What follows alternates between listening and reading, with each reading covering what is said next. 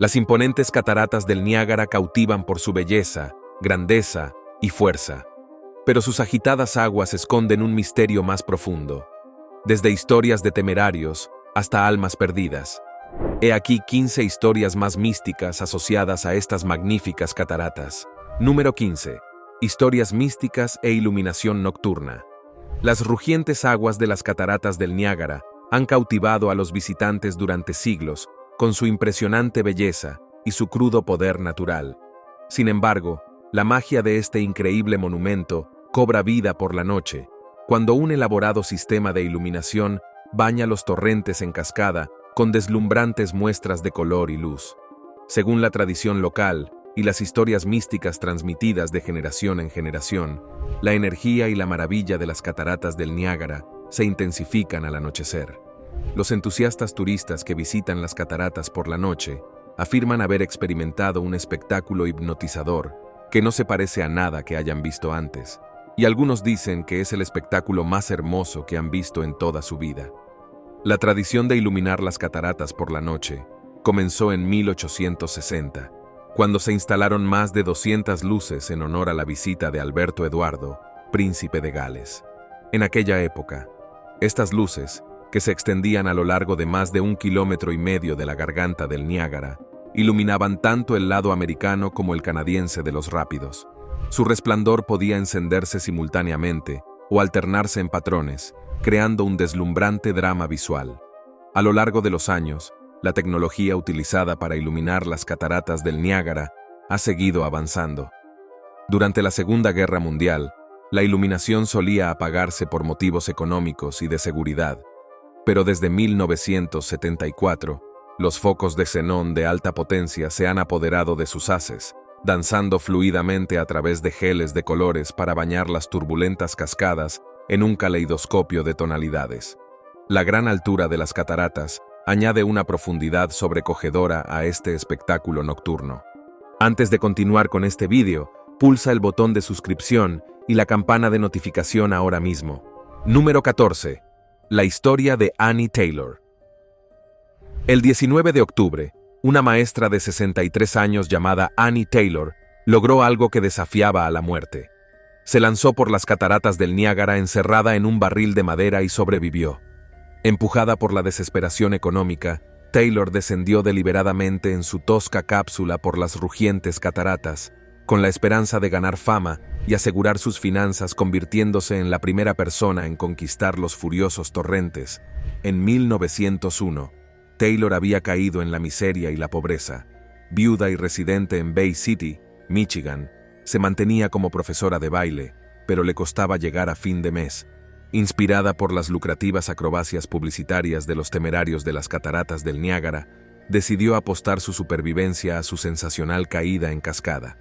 El 24 de octubre, día en que Taylor cumplía 63 años, se metió en un viejo barril de encurtidos de roble de 1,5 metros de alto y 1,3 metros de ancho, acolchado por dentro con un colchón para protegerse. Con una pequeña reserva de oxígeno, una botella de agua y una linterna, la remolcaron en una lancha motora hasta el curso superior del río Niágara y se soltó. Arrastrada por los rápidos, la barrica se precipitó hacia el borde de las cataratas de la Herradura, en el lado canadiense de la frontera. Tras una angustiosa caída de más de 50 metros, Taylor salió relativamente ileso del barril y cayó sobre las rocas bajo las cataratas. Los poderosos torrentes destrozaron el barril de forma significativa, pero fue rescatada de la cuenca con solo contusiones leves y un pequeño corte en la cabeza. A la izquierda, con su fama y su vida intactas. Número 13. Las cataratas del Niágara secas. Por peculiares caprichos del destino, las implacables olas del Niágara han enmudecido en contadas pero memorables ocasiones. Durante un invierno helado en 1848 y una iniciativa del Cuerpo de Ingenieros del Ejército en 1969, el espectáculo de la catarata más poderosa de Norteamérica enmudeció de repente y reverberó en todo el mundo. En marzo de 1848, tras un invierno glacial que provocó la acumulación de gruesas placas de hielo alrededor del borde del Niágara, una brusca tendencia al calentamiento a mediados de mes desprendió enormes trozos que se unieron formando un denso dique helado que obstruía los estrechos sobre la isla de las Cabras. Con el deshielo ralentizado, esta formidable barricada de hielo bloqueó todo el flujo de agua hacia las cataratas americanas, y las cataratas Bridal vale durante más de 35 horas seguidas antes de desintegrarse definitivamente. Entonces, en junio de 1969, el Cuerpo de Ingenieros del Ejército de Estados Unidos aprobó urgentemente un plan poco ortodoxo para cerrar temporalmente el lado americano de las cataratas Horseshoe.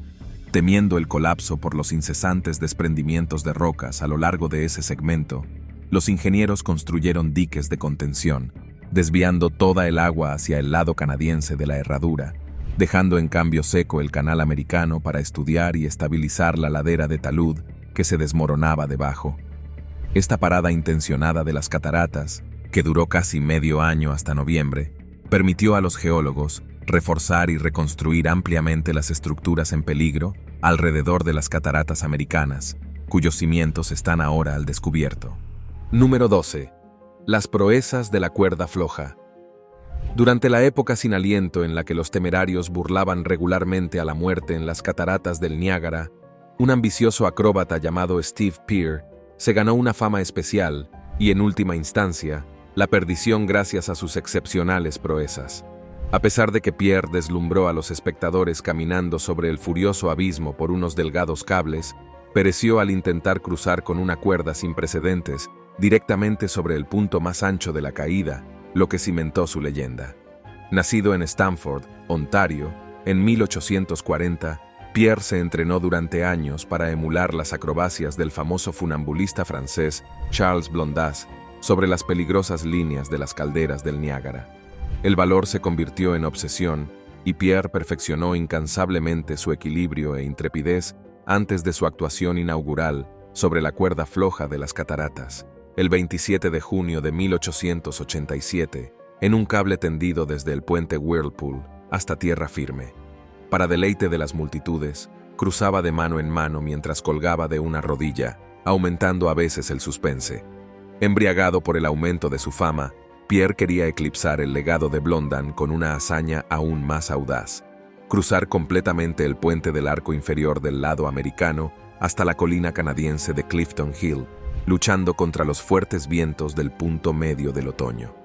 Sin embargo, en una noche de frío intenso ese mismo año, el consumo excesivo de alcohol para adormecer sus nervios afectó trágicamente a la coordinación del temerario. Unos pasos tambaleantes sobre la cuerda que le esperaba pronto hundieron a Pierre sin remedio en la caldera a 48 metros de profundidad. Nunca se recuperaron sus restos. Número 11. Historia de las cataratas. Aunque comúnmente se piensa en ellas como una única e inmensa catarata, las cataratas del Niágara son en realidad un conjunto polifacético de 3 cascadas separadas situadas a lo largo de una media luna que se extiende a lo largo de 2.600 metros de ancho. La sección más grande y famosa son las cataratas en forma de herradura, de 53 metros de altura, situadas más al oeste de la frontera entre Canadá y Estados Unidos. Junto a ellas se precipitan las cataratas americanas, formadas por 2 secciones, mientras que al este fluye la delicada cascada en forma de velo de las cataratas del Velo de Novia. Las 3 deben su origen a las tumultuosas fuerzas glaciares de hace más de 12.000 años. Al final de la última glaciación, enormes flujos de agua de deshielo surgieron hacia el sur desde la actual Ontario, excavando un canal hacia una enorme escarpa cerca del emplazamiento del actual pueblo de Queenston.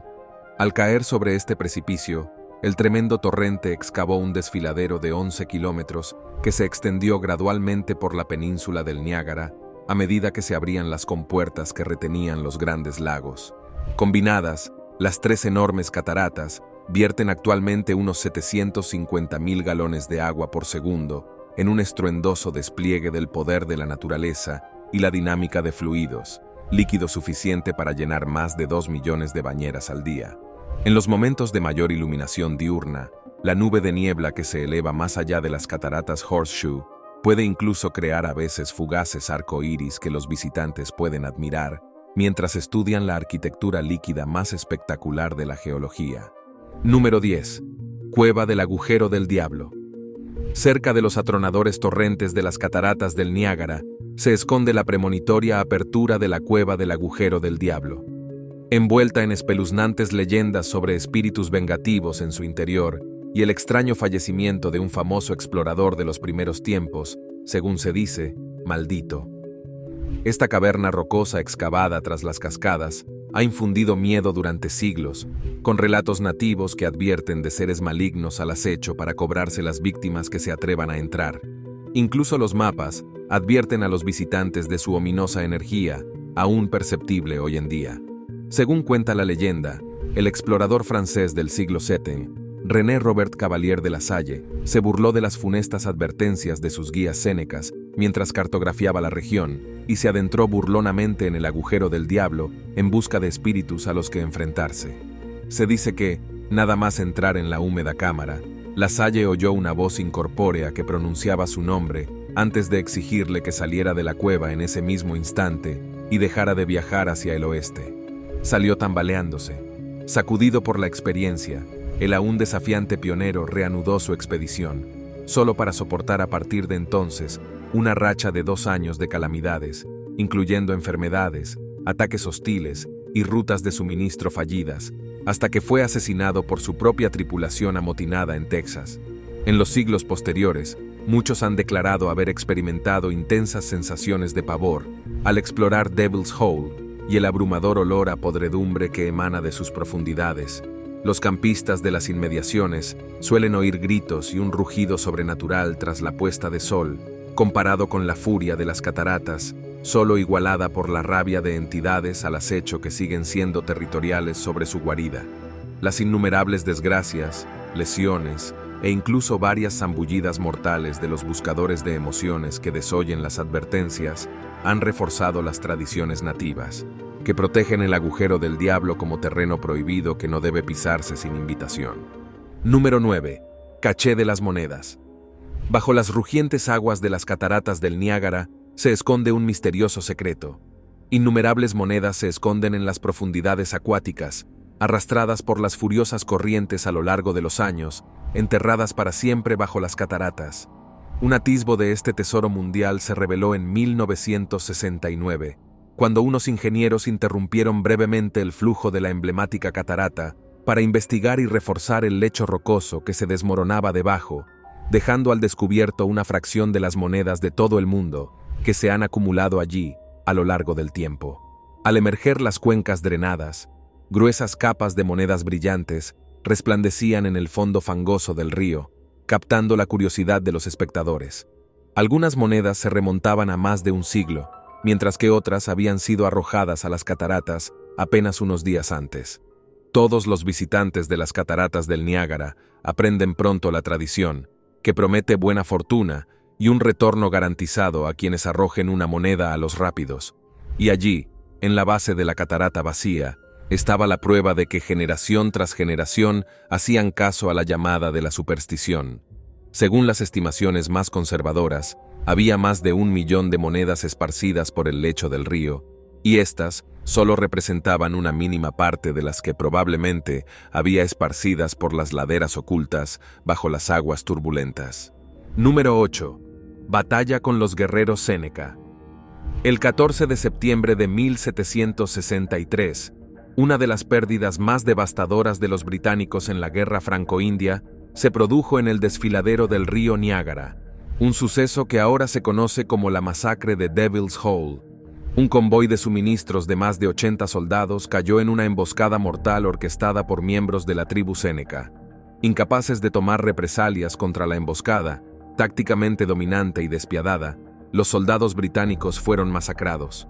El amanecer de septiembre, un destacamento británico, que incluía 80 casacas rojas, varios carros y más de 90 caballos, descendió de Fort Niagara hacia Fort Schlosser, marchando inconscientemente hacia una trampa oculta en lo alto del desfiladero boscoso. Mirando hacia Devil's Hole, una enorme fuerza de más de 240 guerreros Séneca abrió fuego de repente, alcanzando mortalmente al comandante del grupo en la primera andanada caótica. Al parecer, su segundo al mando intentó rendirse, pero los atacantes se negaron y masacraron a todos los soldados entre el humo de las armas. La masacre concluyó de forma horrible. con docenas de casacas rojas muertas a las que arrancaron la cabellera y despedazaron antes de que los victoriosos sénecas arrojaran sus cuerpos y sus monturas a los rápidos por el borde del desfiladero. Después de saquear los objetos de valor de la zona de combate, simplemente se fundieron en el bosque, dejando solo la sangre manchando el suelo para marcar el lugar del enfrentamiento. Número 7. El descenso en barril de Charles Stephen. En 1920, el temerario británico Charles Stephen se lanzó deliberadamente por las cataratas del Niágara en un barril en busca de fama. Sin embargo, su embarcación sufrió un fallo estructural catastrófico que acabó con su acrobacia en puro desastre más que en gloria. Al intentar sobrevivir a una hazaña que había matado a muchos antes, Stephen se jugó la vida con un equipo que le traicionó completamente ante los ojos del espectador. No ajeno a hazañas que desafían a la muerte, desde el paracaidismo hasta el buceo en alta mar, Stephen llegó a las cataratas del Niágara dispuesto a desafiar la temible reputación de la catarata como su escapada culminante. Confiando únicamente en el diseño de su barril para protegerse en la caída, el barbero de 53 años eligió un denso roble ruso reforzado con bandas de hierro, que creía que podría resistir cualquier impacto contra las rocas, sellándose dentro con los pies por delante.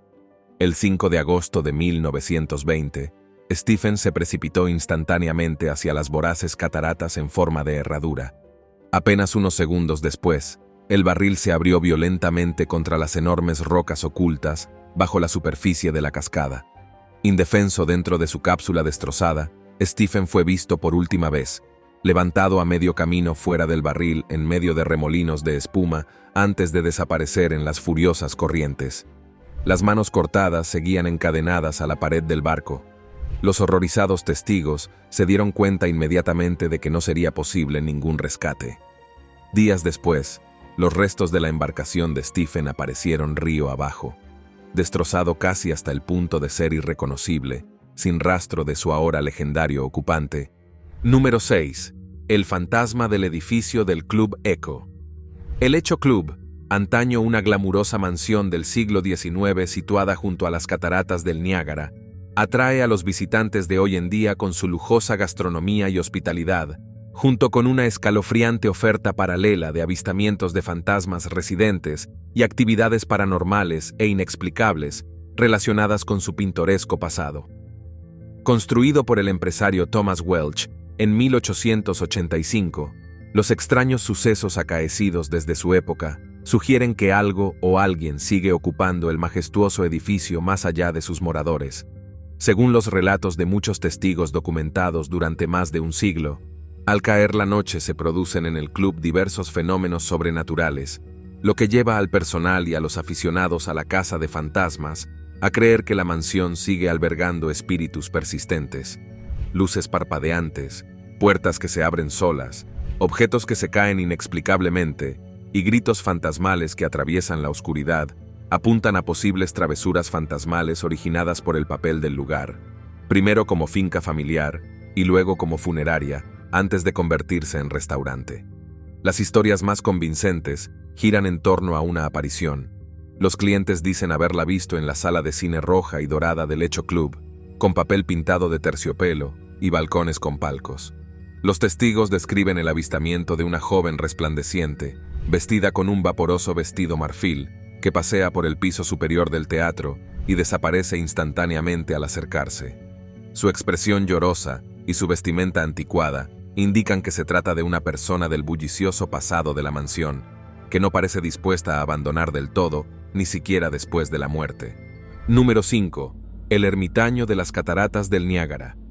Una de las figuras más pintorescas de las cataratas del Niágara del siglo XIX fue un famoso ermitaño local llamado Francis Abbot, que eligió deliberadamente vivir en una cueva con vistas a las poderosas cascadas. Abbot renunció a la sociedad en la madurez y anidó en soledad cerca de las cataratas que adoraba durante casi una década, hasta su muerte. Este hombre fuera de lo común se convirtió en un icono del Niágara, el eterno espectador que se contentaba con contemplar su grandeza a través de un exilio autoimpuesto del mundo exterior. Según los relatos reconstruidos tras su fallecimiento, Francis Abbot nació alrededor de 1826 en Inglaterra y emigró a Estados Unidos en la década de 1850. Bien hablado y muy culto, trabajó como secretario en Nueva York hasta que renunció abruptamente a su puesto a los 35 años. Atraído por las cataratas del Niágara durante un viaje allí, se refugió en una cueva rocosa prácticamente debajo de las cascadas y decidió vivir como ermitaño voluntario, aislado de la humanidad. Durante los 9 años siguientes, el excéntrico abad residió en su caverna a orillas del río, alimentándose de provisiones y agua que le bajaban por una cesta. En las estaciones cálidas, cuando el turismo alcanzaba su punto álgido, las multitudes se congregaban junto a su cueva para contemplar al infame ermitaño, leyendo tranquilamente o escudriñando la belleza de su entorno. Le acompañaban su zorro y su cuervo. Aunque retraído por naturaleza, aceptaba de buen grado la interacción respetuosa. La tragedia truncó la singular adoración de Abbott por las cascadas en 1857, cuando las corrientes de hielo invernales desprendieron pesadas rocas que derrumbaron su cueva con él dentro. La cueva permaneció sellada hasta que unos exploradores la excavaron en 1920 y recuperaron los restos óseos del ermitaño. Número 4.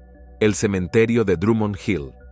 Dentro del ámbito de las historias espeluznantes y la actividad paranormal en los alrededores de las cataratas del Niágara, el cementerio de Drummond Hill destaca por sus frecuentes e intensos avistamientos de fantasmas. Este cementerio se ganó una espeluznante reputación tras la batalla de Lundy's Lane, que tuvo lugar en su suelo en 1814, durante la guerra de 1812 entre Estados Unidos y Gran Bretaña. Hoy en día, tanto visitantes como residentes informan habitualmente de inquietantes fenómenos sobrenaturales relacionados con los que murieron violentamente en el campo de batalla. En la actualidad, el cementerio de Drummond Hill es un lugar histórico nacional que conmemora a todos los que murieron en los encarnizados combates que allí se libraron.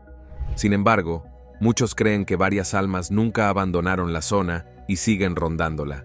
Los testigos dicen oír disparos fantasmales y gritos de soldados por la noche, como si la batalla aún estuviera en curso. Incluso se oyen marchas desencarnadas que resuenan por las hileras de tumbas. Las apariciones más comunes avistadas por los vivos son orbes flotantes brillantes que se entrelazan entre las lápidas. Se han visto figuras de soldados estadounidenses y británicos deambulando por el cementerio, quizá buscando sin rumbo a compañeros caídos entre los muertos enterrados. Un espectro femenino solitario también frecuenta el lugar. Se cree que es el de Laura Seccard, la heroína canadiense que en 1803 caminó sigilosamente más de 30 kilómetros para advertir a las fuerzas británicas de un inminente ataque estadounidense. Posteriormente, Seccard fue enterrada en el cementerio de Drummond Hill, y los turistas suelen ver su triste figura flotando cerca de su tumba, vestida de blanco. La interminable agitación y violencia presenciadas en la guerra parecen haber dejado una mancha sobrenatural indeleble en esta pacífica parcela de tierra. Número 3. Historia de fantasmas. La mansión de Glenview es uno de los lugares embrujados más famosos de Niágara, rodeado de misterio e intriga sobrenatural. Historias de fantasmas y derramamiento de sangre han rodeado esta finca victoriana desde finales del siglo XVIII, arraigadas en la leyenda de una joven pareja de recién casados brutalmente asesinada en la propiedad. Sus trágicas muertes dieron lugar a una perdurable historia de fantasmas que se sigue contando más de un siglo después. Construida en 1865 por el acaudalado hombre de negocios John Douglas en los acantilados del Niágara, la imponente mansión de piedra fue en su día un brillante centro social que acogía fastuosas fiestas en sus exuberantes terrenos. Pero la tradición local habla de un horrible incidente. Una noche, tras una reunión de sociedad en la que un matrimonio elegantemente vestido esperaba su carruaje para regresar a casa, una misteriosa figura surgió de las sombras para apuñalar a ambos y robarles las joyas. En los años siguientes, los ocupantes de la mansión de Glenview empezaron a presenciar fenómenos inexplicables, como objetos que levitaban, pasos extraños y, lo más inquietante, la aparición recurrente de un carruaje tirado por caballos que resumaba sangre de su interior. Con el tiempo, estas manifestaciones fantasmales pasaron a atribuirse a los supuestos recién casados asesinados que intentaban revelar su muerte. Los vecinos afirman que, de vez en cuando, aún observan el espantoso carruaje subiendo por el camino de entrada a la mansión por la noche. Sus espectrales caballos y ruedas no dejan huellas, pero la sangre corre vívidamente por los lados de la cabina mientras sus invisibles ocupantes ejecutan un ciclo interminable de su fatal salida. Se desconocen las verdaderas circunstancias del traumático fallecimiento de los dos novios, si es que existieron, pero sus inquietos espíritus parecen condenados a representarlo indefinidamente. Número 2. Los fantasmas de la posada del carruaje rojo. Sugiriendo que la propia muerte no es una barrera para disfrutar de las comodidades de los vivos, la popular posada Red Coach Inn, cerca de las cataratas del Niágara, tiene dos huéspedes fantasmales permanentes. Junto a su clientela de carne y hueso, Emily y un pequeño niño sin nombre supuestamente rondan la posada, transmitiendo los ecos espirituales de los huéspedes que una vez caminaron por sus pasillos de madera. El fantasma más famoso relacionado con Red Coach Inn es Emily, de quien se cree que es el fantasma de una joven novia del siglo XIX. Según la leyenda, ella y su marido se alojaron en la habitación 2, la lujosa Suite Victoria, durante su luna de miel en los años 20. Su felicidad conyugal pronto acabó en tragedia cuando el novio acusó falsamente a Emily de ser infiel. En un arrebato de violencia, la golpeó hasta matarla allí mismo, en su suite. Desde entonces, los visitantes de la Suite Victoria se han despertado con la fría mano de una mujer agarrándose a su brazo o han visto la figura espectral de Emily en el espejo, suplicando ayuda en silencio. Los huéspedes también informan habitualmente de extraños sonidos procedentes del interior de habitaciones cerradas y vacías y de objetos que se movían al azar cuando nadie podía acceder a ellos. El segundo fantasma tristemente célebre de Red Coach Inn es el de un niño que murió en el granero reconvertido del siglo XIX durante un incendio. Aunque el fuego se extinguió rápidamente, los equipos de rescate encontraron el cuerpo del niño demasiado tarde. Posteriormente, los aterrorizados huéspedes empezaron a oír los inquietantes gritos de un niño que resonaban por los pasillos de la posada, llamando desesperadamente a su madre. Número 1. Primera central hidroeléctrica, construida en las cataratas a finales del siglo XIX. Aprovechando la tremenda energía hidráulica que desprenden las aguas de las cataratas del Niágara, ingenieros visionarios y socios con mentalidad empresarial construyeron allí, en colaboración, la primera central hidroeléctrica a gran escala del mundo. Este innovador proyecto de energía sostenible superó inmensos retos financieros, políticos y técnicos, tras años de nobles sueños. Al final, la energía cinética y bruta del salto se convirtió en electricidad, alimentando las luces de toda la región con las poderosas fuerzas de la naturaleza. Ya en la década de 1870, los urbanistas comprendieron el potencial del Niágara para impulsar turbinas y dinamos que pudieran suministrar electricidad de forma fiable a los pueblos y ciudades río abajo, que ansiaban un alumbrado público brillante y seguro y tranvías eléctricos. Pero ninguna empresa privada mostró interés en financiar el presupuesto de construcción de la gigantesca instalación, cercano al $1.000.000, hasta que el abogado William Rankine reunió a los inversores en 1886. Detrás de su ambiciosa visión, Rankine trabajó incansablemente junto al visionario inventor Thomas Evershed y el as de la construcción P. Brady, y supervisó cuadrillas que trabajaban sin descanso, erigiendo tomas, tuberías, equipos de generación y líneas de transmisión a través de un terreno a menudo traicionero que colindaba con las ensordecedoras cataratas. Más de 2 décimas de año después, el 26 de agosto de 1895, el caudal de agua se dirigió al trío de turbinas de 5.000 CV de la nueva central, que entraron en funcionamiento sin problemas, impulsando las dinamos que electrificaron las cataratas del Niágara y la cercana Buffalo. A partir de entonces, se inauguró la era del aprovechamiento de la energía hidroeléctrica limpia y renovable de la Tierra. Gracias por vernos. Hasta la próxima.